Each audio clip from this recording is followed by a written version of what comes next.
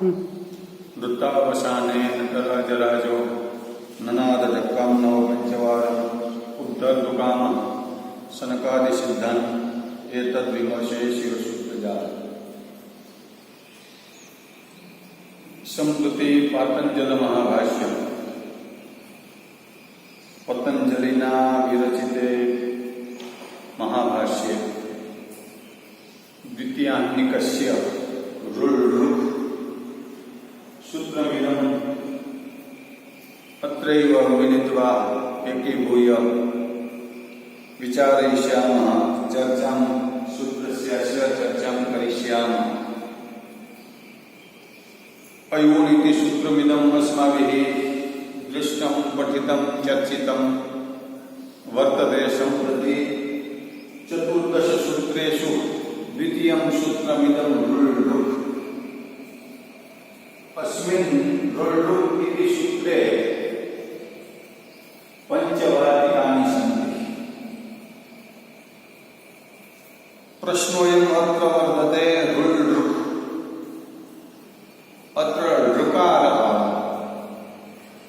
कस्यामपि भाषायां न वर्तते। यथा गुर्जर भाषायां ऋ इत्यस्य उपयोगः नास्ति, हिंदी भाषायामपि तथैव अस्यां सर्वासु भाषासु इयं जननी वर्तते। अतः एतस्यां संस्कृत भाषायामपि ऋकारस्य उपयोगः न केनचित् अपि विदुषा ऋषिणा महर्षिणा न कृतः। प्रश्नोऽयं वर्तते अतः अत्र कथयति अथ ऋकारोपदेशः किमर्थः। ऋकारस्य उपदेशः, ऋकारः कथं भवता उपदिष्टः। पतंजलिः एव प्रश्नं करोति, पतंजलिः एव उत्तरं समादधाति। उत्तरस्य समाधानम् अपि स्वयमेव करोति, स्वयमेव प्रश्नं करोति। संकल्प विकल्पात्मकम् अस्माकं मनः वर्तते। अस्मिन् मनसि संकल्प विकल्पात्मके मनसि कदाचित् कल्पः, विचारः, संकल्पः, विचारः, प्रश्नः स्वयमेव उद्भवति। कदाचित् विकल्पो भवति, इत्थं भवेत्, इत्थं न भवेत्, इत्थं भवेत्, इत्थं न भवेत्, कथं भवति, कथं न भवति। अतः पतंजलिः एव अत्र कथयति रुल् 14 सूत्रेषु द्वितीयं रुल् सूत्रमिदम् अस्ति। अस्मिन् ऋकारस्य उपदेशः किमर्थः। अतः स्वयमेव कथयति किं विशेषेण ऋकारोपदेशश्च सः च उद्यते न पुनः अन्येषामपि वर्णानाम् उपदेशश्च उद्यते। स्वयमेव कथयति कथं ऋकारस्य चर्चां भवान् करोति, अन्येपि अच् प्रत्याहारे नववर्णाः सन्ति। ऋकारं विहाय 8 वर्णेषु एकस्यापि वर्णस्य चर्चां भवान् न करोति। अस्यैव कथं किं विशेषेण ऋकारोपदेशः च उद्यते न पुनः अन्येषामपि वर्णानाम् उपदेशश्चोद्यते। तर्हि अस्य प्रश्नस्य समाधानं स्वयमेव भगवान् पतंजलिः कथयति। यदि किञ्चित् अन्येषामपि वर्णानाम् उपदेशे प्रयोजनम् अस्ति तत् ऋकारोपदेशस्य अपि तत् प्रयोजनं भवितुमर्हति। अतः स्वयमेव कथयति अन्ये ये वर्णाः सन्ति ऋकारं विहाय अच् प्रत्याहारे 8 वर्णाः सन्ति। वा 14 सूत्रेषु 41 वर्णाः सन्ति, 42 वर्णाः सन्ति। तत्र ऋकारं विहाय 41 वर्णाः सन्ति। तेषां चित् प्रयोजनमस्ति उपदेशे, तदेव प्रयोजनम् अस्य ऋकारस्यापि भवितुमर्हति।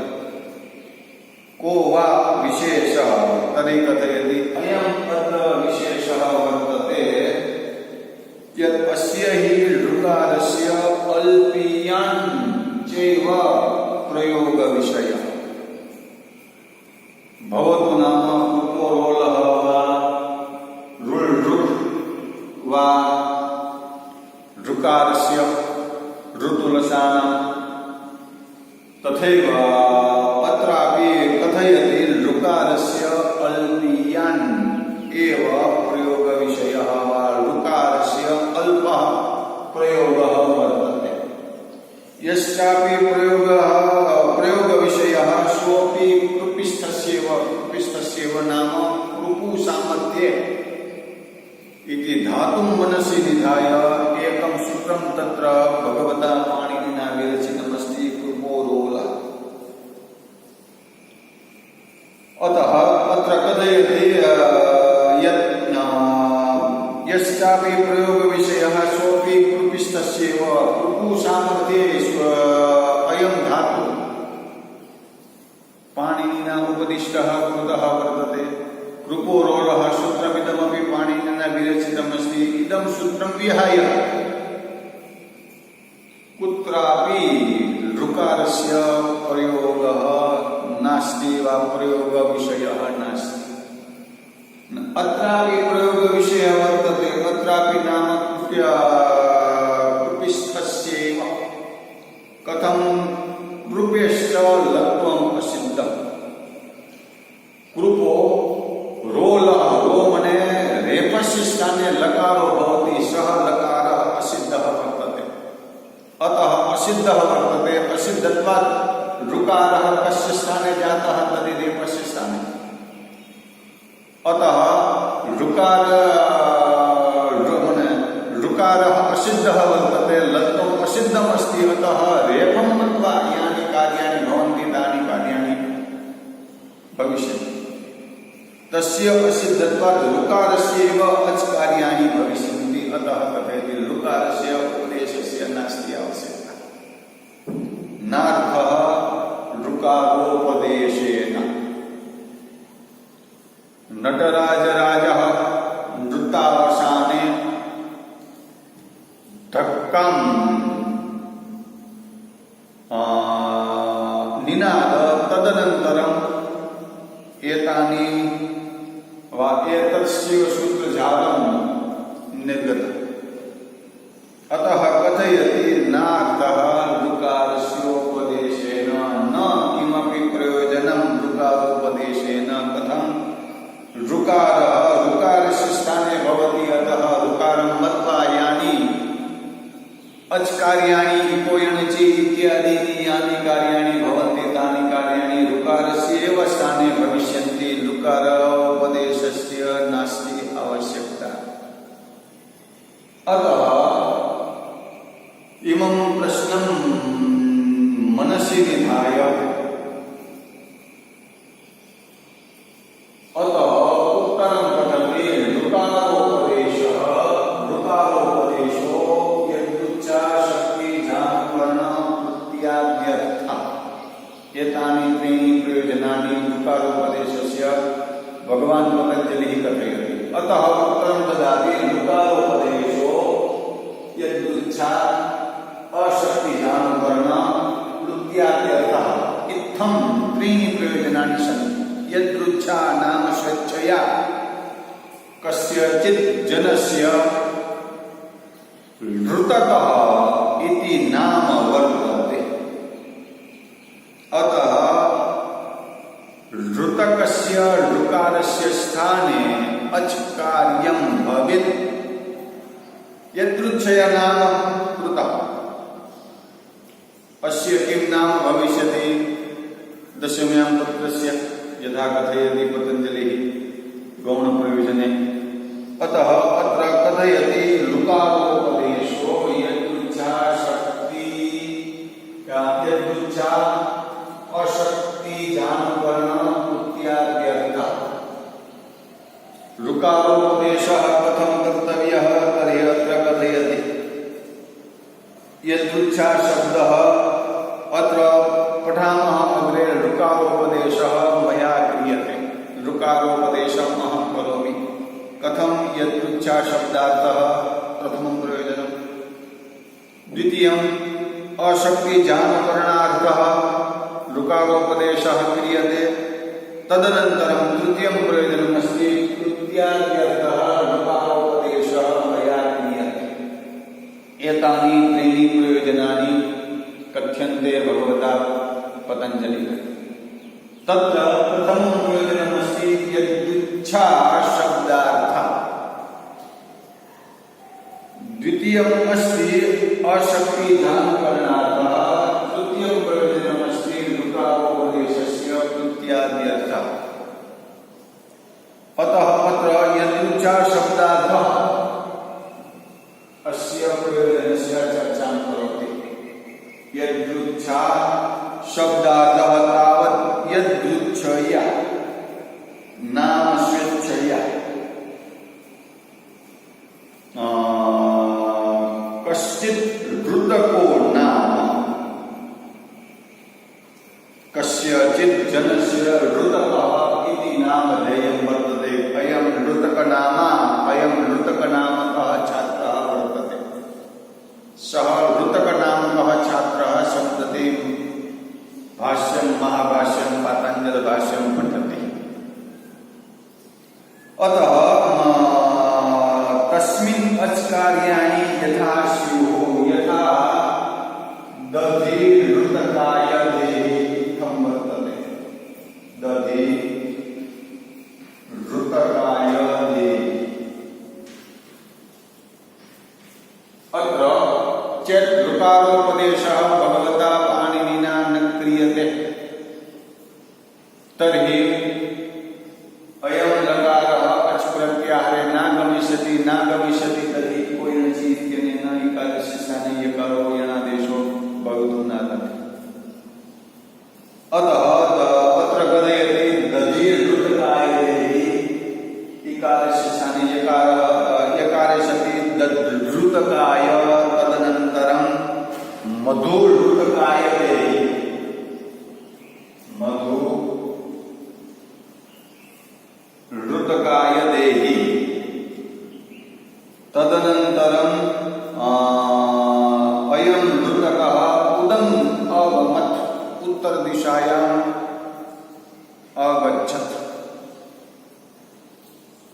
उदं ऋतकः अगमत्। अत्र उदं गमो ह्रस्वादचि गमो नित्यम्। उदं ऋतकः उदं ऋतकः उदं ऋतकः। अत्र गमो ह्रस्वादचि गमो नित्यम् अचि परे सति चेत् ऋकारोपदेशः न क्रियते तर्हि अत्र ऋकागमो भवितुं नार्हति। तथैव प्रत्यङ् ऋतको अपमत्। एतानि चत्वारि उदाहरणानि ददाति। सर्वप्रथमं दधिर्ऋतकाय देहि, तत्र इकारस्य स्थाने यकारो भविष्यति कोयणचि इत्यनेन। तदनन्तरं मधुर्ऋतकाय देहि, उकारस्य स्थाने वकारादेशो इकोणचि इत्यनेन भविष्यति। तदनन्तरम् उदं ऋतकः प्रत्यङ् ऋतकः। तदनन्तरम् अगमत् अगच्छत् जगाम गच्छति इति कामपि क्रियां तत्र स्थापयितुं वयं शक्नुमः। अतः अत्र गुड् आगमे सति अत्र उदं ऋतकः प्रत्यङ् ऋतकः इत्थं योग्यं रूपं भवितुम् अर्हति। अतः स्वयमेव कथयति चतुष्टयी शब्दानां प्रवृत्ति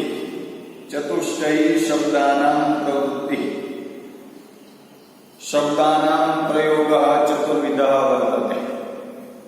तत्र केचन जातिशब्दाः सन्ति, केचन गुणशब्दाः सन्ति, केचन क्रियाशब्दाः सन्ति, केचन यदृच्छाशब्दाः। यदृच्छा अत्र ऋतकः। जातिवाचकाः घटादयः सन्ति, गुणादयः श्वेतः कृष्णः, श्वेतम् इदं वस्त्रम्। केचन क्रियाशब्दाः सन्ति,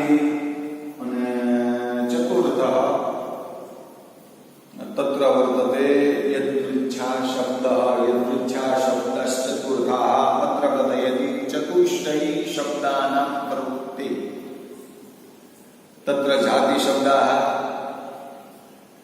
द्वितीयं गुणशब्दाः, तदनन्तरं क्रियाशब्दाः, तदनन्तरं यदुच्छाशब्दाः। अतः इमं प्रश्नं तत्रैव स्थापयति। यदुच्छाशब्दाः सन्ति अतः कयाचित् मात्रा स्वपुत्रस्य नामधेयं ऋतकः इति नाम कृतं। तर्हि माता एव पितरं वा पुत्रं वा पुत्रीं कथयति अस्मै ऋतकाय दधि देहि, दधि ऋतकाय देहि, मधुर् ऋतकाय देहि इत्थं नैके भवितुमर्हन्ति। अतः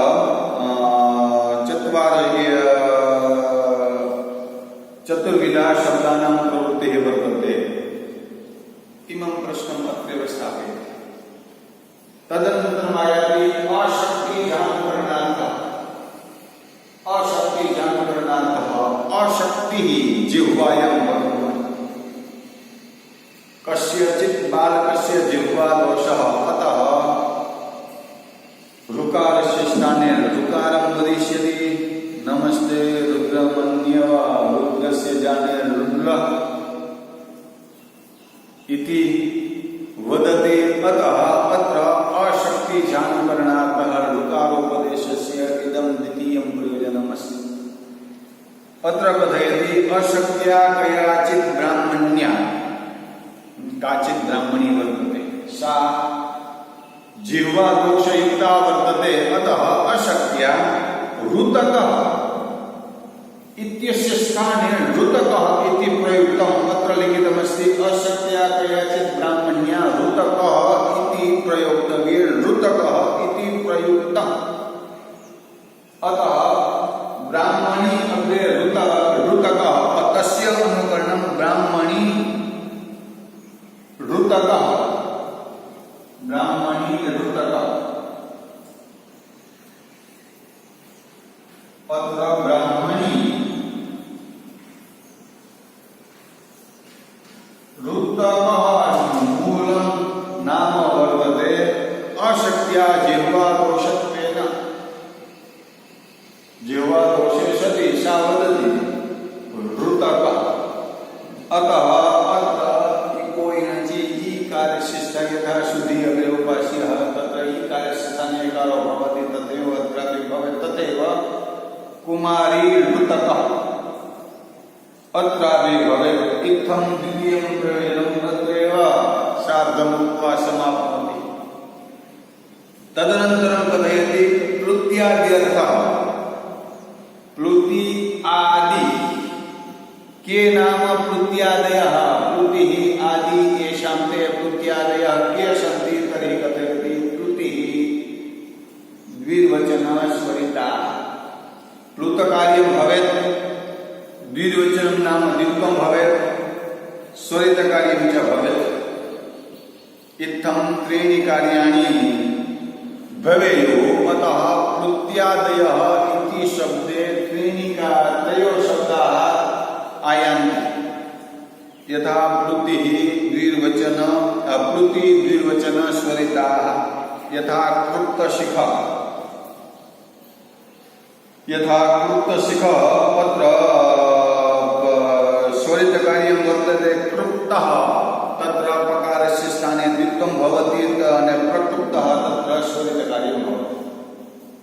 प्लुत्यादिषु कार्येषु कृपेर्लत्वं सिद्धम्। अतः कथयति प्लुत्यादिषु कार्येषु कृपो रोलः अनेन लत्वं भवति, तद् लत्वं सिद्धं वर्तते। अतः लत्वं सिद्धं तस्य सिद्धत्वात् अच् कार्याणि न सिद्ध्यन्ति, तस्मात् ऋकारोपदेशः क्रियते। एतानि त्रीणि प्रयोजनानि ऋकारस्य कथयित्वा सम्प्रति स्वयमेव कथयति एतानि प्रयोजनानि न सन्ति, नैतानि प्रयोजनानि। यथा तत्र प्रथमं प्रयोजनमस्ति यच्छाशब्दार्थः अशक्तिजानुकरणार्थः, तदनन्तरम् आयाति प्लुत्याद्यर्थः। कथम यत् न्याय भावात् कल्पनम संज्ञादिषु कथम यथा लघुः बालकः भू भू मम मम इति कथयति भू भू इति कथयति अतः माता स्वयमेव तस्मै बालकाय जलं ददाति मम मम इति कथयित्वा यदा माता श्रोति तदा माता गत्वा तस्मै अन्नादिकं ददाति अतः अत्र कथयति न्यायस्य ऋतकशब्दस्य भावात् कल्पनं संज्ञादिषु साधु मन्यन्ते विद्वांसः इत्थं भवति अयमेव न्यायः ऋतक इति कयाचित् ब्राह्मण्या जिह्वादोषत्वेन उक्तं यत् ऋतक अतः कल्पना ऋतकस्यैव भवितुमर्हति सा एव साधु वर्तते ऋतकः एव असौ न ऋतकः इत्थं जनाः कथयन्ति भवतु नाम जिह्वादोषः वर्तते अतः ऋतकः लुद्र इत्थं कथयसि इत्थं कश्चित् जिह्वादोषे कथयति तदा रुद्र इति अनेन उक्तम् इदमेव वयं विचारयामः अपराः न्यायः ऋतकशब्दः शास्त्रान्वितो अस्ति स कल्पयितव्यः शास्त्रान्वितस्य शब्दस्य कल्पना कार्या अन्यस्य कापि कल्पना न कार्या अपरः अयमपि कथयति न्याय्यः नाम योग्यः शास्त्रान्वितः ऋतकः नास्ति ऋतकः वर्तते अतः संज्ञादिषु स एव शब्दः साधु वर्तते अतः कथयति अयं बालः ऋतकः एव वर्तते ऋतकः एव असौ न ऋतकः अयं तर्हि यदृच्छा शब्दः परिहर्तुं योग्यः परिहार्यः न परिहार्यः अपरिहार्यः इत्थं कथयति अयं परिहार्यः नास्ति अस्य खण्डनं भवितुं केनापि प्रकारेण